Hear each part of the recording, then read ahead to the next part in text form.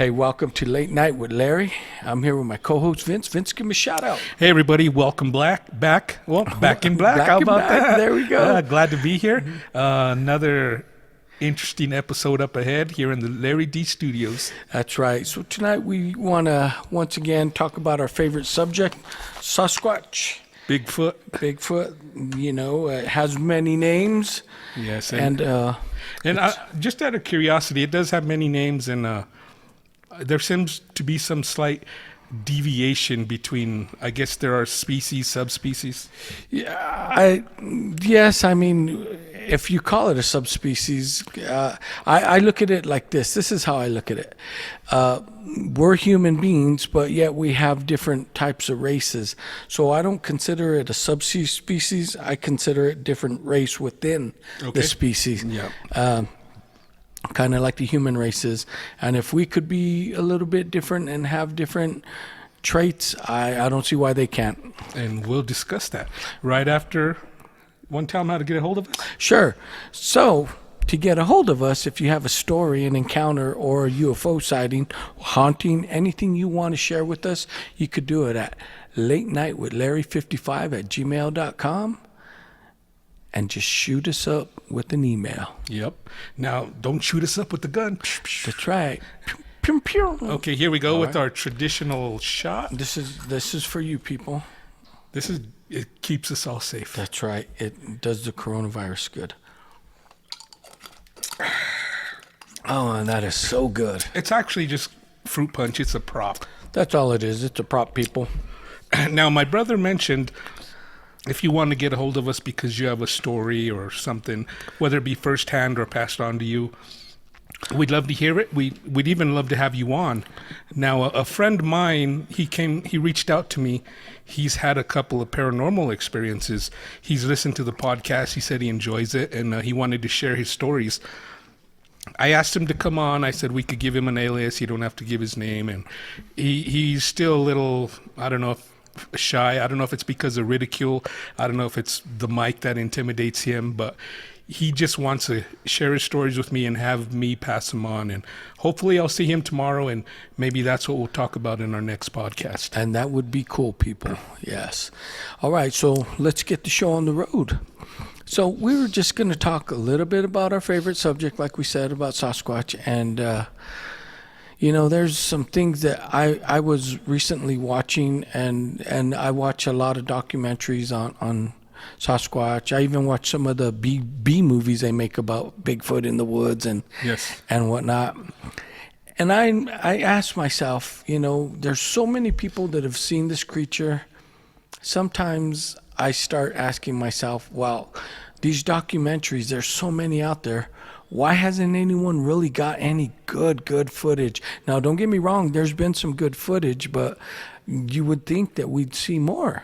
Right. Now, speaking of good footage, there's a show on the Travel Channel, Paranormal Caught on Camera. Right. Now, they have some footage that I thought was really good. When it was playing on the TV, I kind of filmed it with my phone, and I sent it to my brother. What it was a highway camera up in Washington State somewhere, and it films one just walking by, and he stops for a minute, almost like he feels like he's being watched, and he turns, and it's just like the Patterson-Gimlin film, the way he turns. And I did see that footage, and I thought it was amazing. I was like, where did you take this? And he said it was from a highway cam. And I'm like, that was good footage. So there we go.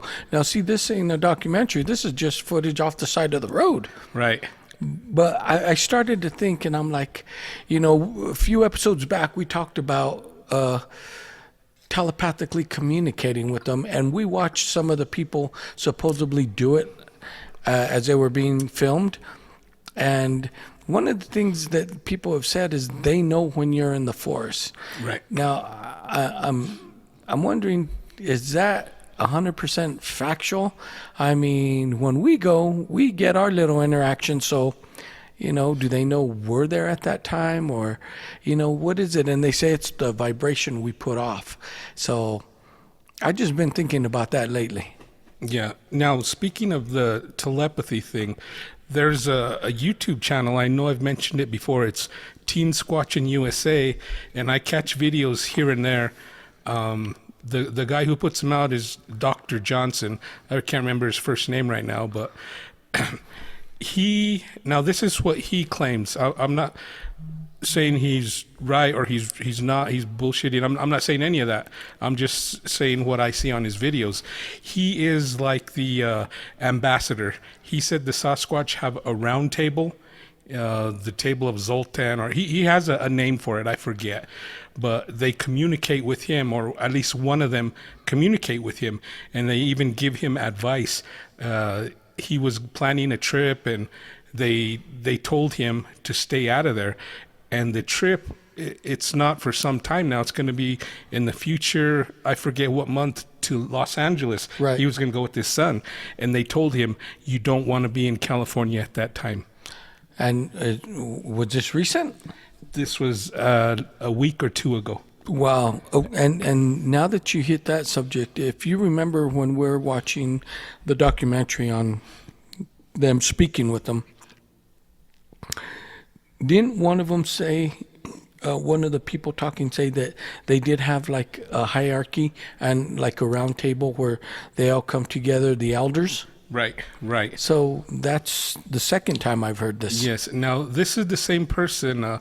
This is the first time I've heard of the habituation site. He would go in and basically get them used to him being there. So they would come in real close, interact. They would go totally dark. He would even take people up there to experience them. And he's the one who believes that they have the cloaking, because he said sometimes you can't see them, but you could feel them touch you. There'll be times at night where it's pretty cold and you'll feel the blanket. They'll cover you. It's what they'll do. People have went in with back pain, and they said they could feel something massaging their back, and it helps them. Right. Now, I don't know. Is that far-fetched? I don't know. I don't know enough about them to say yes or no. I mean, we love researching the subject. We don't know enough. Right. And I know you watching may think that this is a little far-fetched, but is it really? I don't know. For one, we got to interact with these creatures to find out if it's true. And will that ever happen? Who knows? But I look at it this way. If people could talk about being visited by a spirit at night, and that spirit, they feel it touching them, moving the blankets or whatnot, you got to think of everything, not just that. So it could be possible. Right. It's when you're collecting evidence. What was You got to have an open mind. Moorhead? Oh, What was it? Ron Moorhead. Ron Moorhead. Ron When Moorhead. he did his little speech at that little conference, he said, when you're investigating, the most important thing you could have is an open mind. Right. And that's true. Now, you can't say, this evidence is valid and this is not. You got to take into account everything. Just because you don't believe it's feasible or possible or happened, don't mean it didn't. That's right. There's a lot of people who don't believe in ghosts, and we've both experienced that. And that's why I use that analogy, because so many people have experienced spiritual encounters, ghost or whatnot, just like so many people have had Sasquatch encounters. And, you got to take the two in hand, Right. and you really got to keep an open mind. Now, one thing I've learned in my years on this earth is we don't know it all. There's just so many things that are unexplained, from things in the sky to things that go bump in the night, and they're legitimate, but they can't be explained. Right. There's just so much that we could see about the earth that we still can't explain. That's right. We don't know what everything is for, and I think everything has a purpose. That's right. Now, as far as believing or not, one example is my brother believes in marriage, and me, I don't believe in that, but hey, I can't discount it. You got to take everything. You got to look at it from both sides. That's right. No, I'm kidding. Oh, that's a good one. But no, seriously, if we look, we haven't even explored the whole ocean. Right. We barely scratch the surface, literally. Literally. There's so much more ocean out there. We don't know what lurks in those waters. Look at the territory of the mountains. How many of us could say we know every inch of the Colorado mountains or our mountains here in New Mexico. Right. We can't. So, these creatures, they have the capability of staying hidden if they want. Right. And when people do go to the mountains, even hunters, people tend to go to the same spot or spots that other people frequent. Right. There's not a lot of people who venture out into the open. For one, the hunters, they're secluded by section, so there's only a certain range they could go to. Right. Same with camping. Right. Now, to truly know, you'd have to be like a pioneer, like some of these people that cross from the East Coast to the West Coast by wagon or just by horseback like the mountain men did. Even they didn't. They just took a straight path that they followed. Right, and once they cut the path, people would follow it. That's right. And so, we don't know all the territory out there. So I think these creatures can be elusive and they have the capability to stay hidden. Right. And yeah, I think about stuff like this a lot. Yeah. Now, you mentioned earlier about all these documentaries and why we don't have better footage or more footage. And to me, to get footage like that is, I don't know, maybe it's even tougher than catching lightning on a camera. It could be. And let's take it back again to a documentary, the one that they were communicating with them. They said they know when the camera's out. They know when you have a rifle. And they said only when they're ready will you be able to photograph them or even see them. Right. Only when they feel that you're on the same level and maybe you won't become threatening, that they will reveal themselves to you. When they say they could read us, kind of like dogs could read our emotions. Well, I get that, and dogs are good at that. So. Yeah, they say dogs are a very good judge of people's character also. They are. No wonder I always get bitten. No, but that takes me back to my very first encounter, which was my most intense encounter. And it was me with they're children. They were all under 18. Right. No weapon. I was not prepared at all to go camping. I was prepared to camp in a what do you call it? A designated camping area. Well, it's what's the word I'm looking for? It's not primitive. It's structured. The ones who are basically where you pull the RVs. It's a designated campground. Yeah. But I was not prepared for out in the middle of nowhere by ourselves. I didn't have proper flashlights, no weapon. We're there pretty much in the dark, other than the glow of the fire. We didn't even have a lantern. Wow. It was just a spur of the moment thing. We wanted to get out there, and maybe that's why I had such a close encounter, because they knew we didn't have no weapons. They knew we didn't have no cameras, and we were lucky to catch the audio we did. And that was toward the end when it just popped into my head. I asked my son, "Do you have your phone on you?" It was off, but of course, what teenager don't have their phone on them? Right. So I told him to try to catch some of the audio, and there was.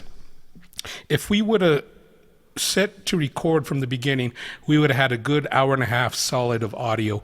That's how intense it was. But we just caught the tail end. We caught a little bit. He turned it off, and that's when we decided to hightail it. And I do have that audio, and I've been meaning to bring it on and put it in the podcast so you could hear it. One of the clips he gave me, there's definitely a wood knock, and that you will hear as clear as day.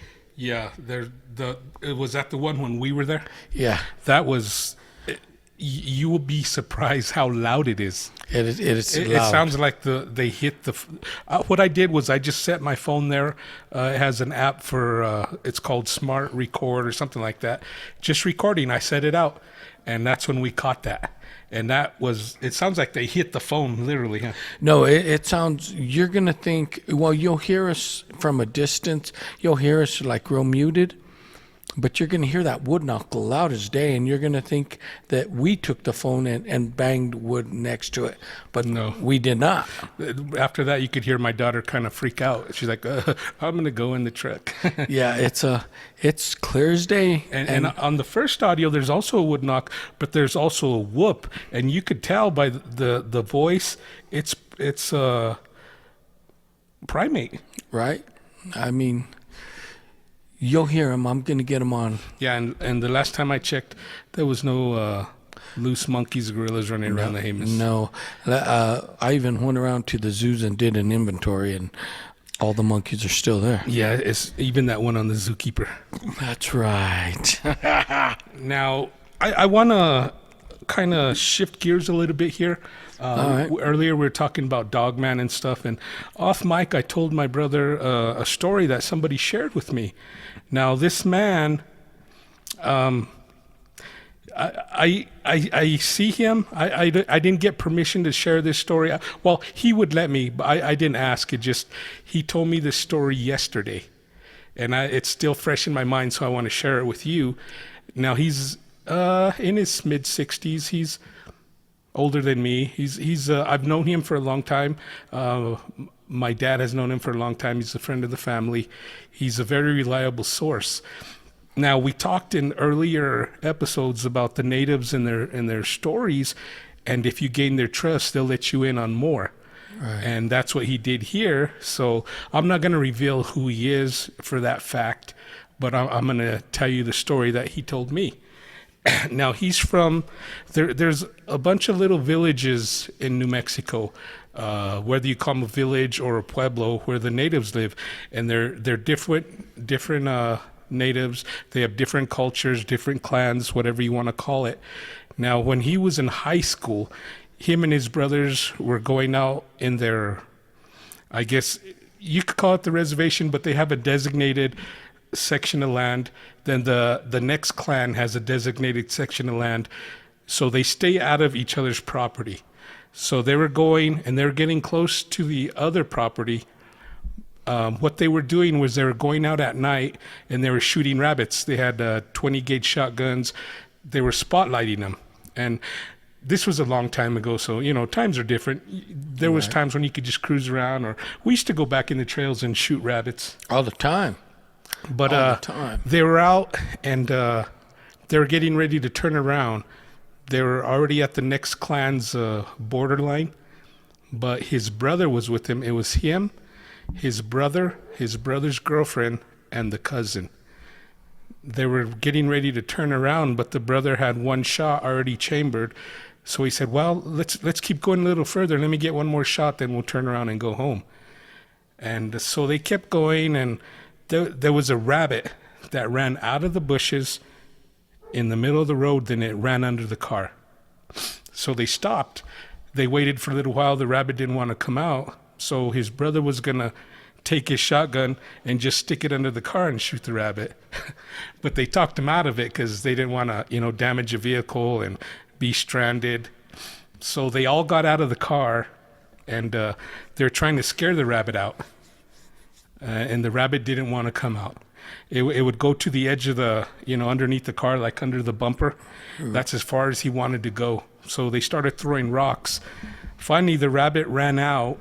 He ran off the side of the road. There was like a patch of trees and some bushes. He ran into the bushes. His brother told the cousin to go around the trees, scare the rabbit out. When the rabbit comes out, he'll take his shot, and then they'll go back home. So his cousin ran around the trees, and a few seconds later, his cousin was screaming, running back to the car. And he was yelling, "He's chasing me," or something. So they all, they all had their flashlights and their spotlights, and they shined it at his cousin. And behind him, there was something chasing him. Now, my friend tells me he still remembers it plain as day. He even remembers the eyes. He said the eyes were very big, and then they kind of get smaller, like slanted, and they were almost all the way back to the ears. He said the only way he could explain it was it looked like a wolf, but it was running on the hind legs. He said you could even see the muscles in the legs, like a dog's legs. Right, as they run. Yeah, but it was even shaped. You know how dog hind legs are shaped? Right. It was shaped like a dog, like a wolf. But he said this thing was at least 6 feet tall. It was chasing his cousin. So he said the rest of them were kind of in shock when they saw it. They stared at it. It was running. It kind of slowed down. And then he said he was stunned. He was just like mesmerized, staring at this thing. And all he remembers is his brother saying, "Shoot!" So he kind of snapped out of it, and they all started shooting at this thing. He said he knows they were hitting it because you could see where the hair was poo. Right. And, a 20-gauge shotgun, it's a lot of pellets or BBs. So. Right. They saw the point of impact. Right. So he said once they hit it a few times, it kind of changed its trajectory and ran off back into the woods. And they all piled in the car. And he said that was the most frantic, 30 seconds of their life. Getting in the car, they're all trying to reload their rifles. And it was an older car with, those big fat tires.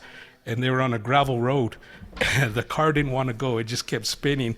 So they're in there trying to reload their weapons. They're trying to bounce up and down in the car to get it going. So finally they get it going and they get out of there.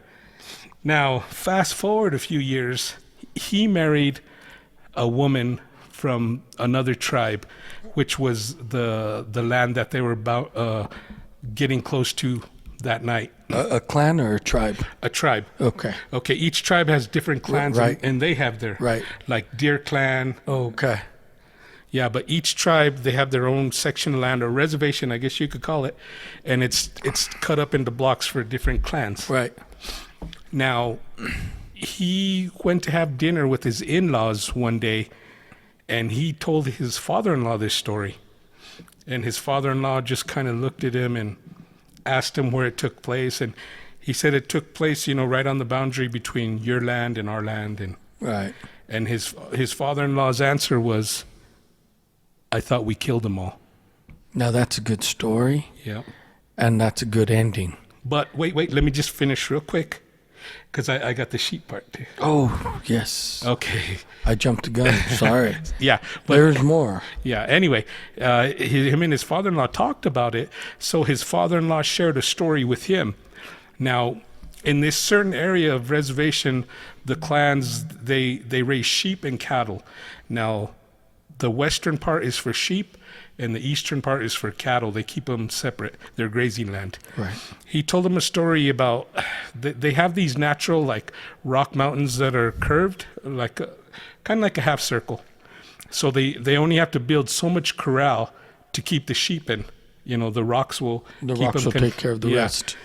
Now, at night, they put all the sheep in the corral, and the men, they built big bonfires around the corral so they could keep an eye on the sheep, keep coyotes away. He said one night they were there at the corrals watching the sheep, and the sheep just started going crazy. He said it looked like a whirlpool because the sheep were just running in a circle, kicking up dust like crazy. And so they went closer to see what was going on. And it took a while. The sheep finally stopped, and it took a while for the dust to settle. But when it settled, right in the middle, there was one of these werewolf type things with the sheep in its mouth. When everything settled, it took off running. It jumped the corral and just kept on going. That's crazy. Yeah, but in this, where his in-laws live, their housing area, to this day, he told me, they still have armed guards that patrol at night, and that's the reason them things. Now that's crazy. Now you can. Now that is a damn good story, people. And I believe it's credible. I believe it's credible. We hear so many stories like that out here, and the reason why is the region of this state that we were born and raised in it's heavily dominated. Well, not heavily. It's totally surrounded and dominated by tribal lands, different tribes. But the biggest is the Navajos, and the Dogman always reminds me of the Skinwalker in the Navajo folklore, which I think it's not folklore, it's real. Right. I mean, Now, the natives they're really connected to the land. Right. You could almost say that we're disconnected compared to them. compared to them, we are, but I mean, whenever I hear Dogman stories, I think of the Skinwalker. But however, I hear Dogman stories are more predominantly on the East Coast, and the Skinwalker, it pertains to the Navajos particularly. I don't hear of other tribes like the Seminole or in Florida or the Choctaw in Oklahoma. I don't hear them having stories of skinwalkers like that.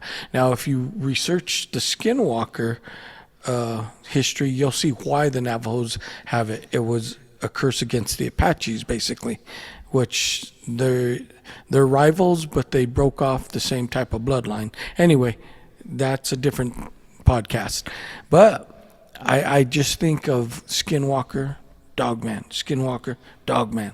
I can't separate those two. I'm going to have to learn how to, but that's just my opinion. It always reminds me of a Skinwalker. Right. Now, those two are they're really similar to us.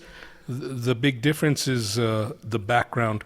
Now, and it's all about who's telling you the story. Right. Now, the natives, they'll go back to the curse and how people could shapeshift and turn into skinwalkers. Right. And back east, the Dogman's a separate creature all on its own and Right. is Dogman all the time. It is, but I still, when I hear him, Right, but we don't know. We don't know for sure. I'm like, is this an East Coast Skinwalker, bruh? Yeah, but you know, we're learning. We're trying to collect evidence, but stuff like this, cryptids, we just don't know enough about them, and we're trying to learn, and we're trying to pass on the information we find. That's right. I don't think there's anybody out there that fully knows it all. There's some people that have some good theories. I will give you that. They have good theories. Now, the natives, they know a whole lot about the skinwalkers. Now, will they tell you?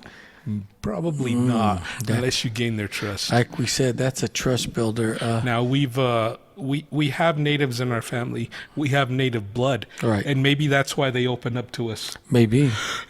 We look like their brother. The one who told me the story about the werewolf, he didn't open up to me until we were talking, and I told him that we have Jemez Indian, we have Apache on the dad's side. And Right. so maybe that's why he opened up to me. Right. So if I ever make a native joke or comment, don't get offended because I can. We could joke about the natives and the Mexicans. That's right. That's right. So take your medicine, they say. Yeah, and my oldest brother thinks he's Irish too. That's because I drink so much Irish whiskey. Not you, the older one. Oh, yeah. Okay, yeah. Him too. Anyway, you got to keep it light, folks. But it's a serious topic, and we take it serious. Yeah, and we love talking about it. But if you can't have fun at work, you're doing the wrong job. That's right. If it's always too serious, then, come on, man. Give me a break, homie. Right? Right? But anyway, you know, that story you told he told it to me earlier before he told it to you online, and I was convinced, and I was like, wow, that is crazy. That's cool. Yeah. And like I said, I've known this man for a while. He's a credible source. You know, I believe him. I believe him, and he told it with conviction. Like I say, you know, there are people out there that make up stories, but in our part of the country, Vince, we've heard too many supernatural stories, too many paranormal stories that relate to things like this. You know, where we live, it's constantly UFO stories, Bigfoot stories, Skinwalker stories, and now the Dogman. Right. It's, you know, we live in New Mexico, and it's called the land of enchantment. Although if you come for vacation, it's the land of entrapment. Because they will steal your car. That's right. You'll come on vacation and leave on probation. I'm just kidding. No, I do.